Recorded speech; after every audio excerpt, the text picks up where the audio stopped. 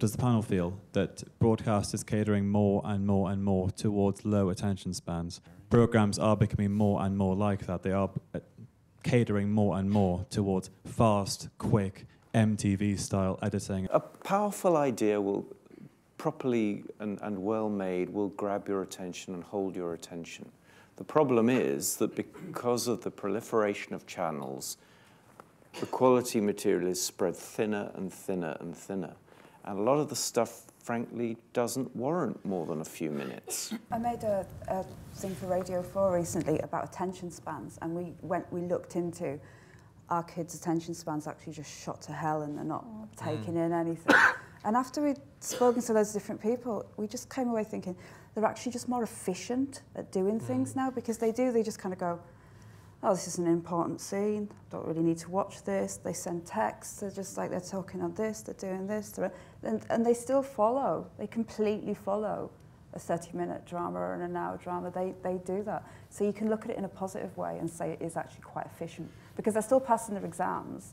If their brains, if their intellects were going down the toilet, then we wouldn't have anybody passing A-levels. What is brilliant about Britain, and I think British TV, is the variety and cacophony of difference. And we don't celebrate that enough. I think in big entertainment shows, there's a limited group of people who can manage kind of 10, 20 million pound budget on one show and not screw it up.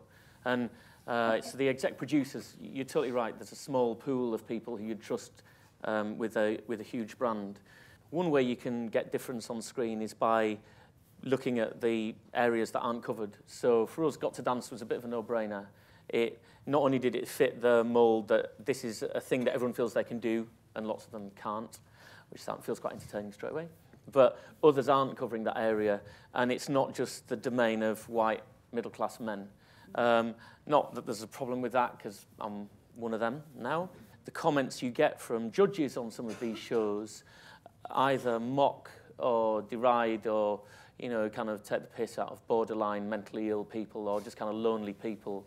And while it might not be that obvious, because we don't put an Aston up declaring it, one of the big things I feel really strongly about is, for the brand of Sky, is that we're on the side of ordinary people and we speak to people on a level. So on Got to Dance, if someone does a really crappy dance, they're not slated, and we don't cut away to people totally ripping into them in the studio audience. We might say, not quite right, maybe you should take up something else, but nice try. You get the rough same effect as a viewer, but you know, it's just not stitching people up.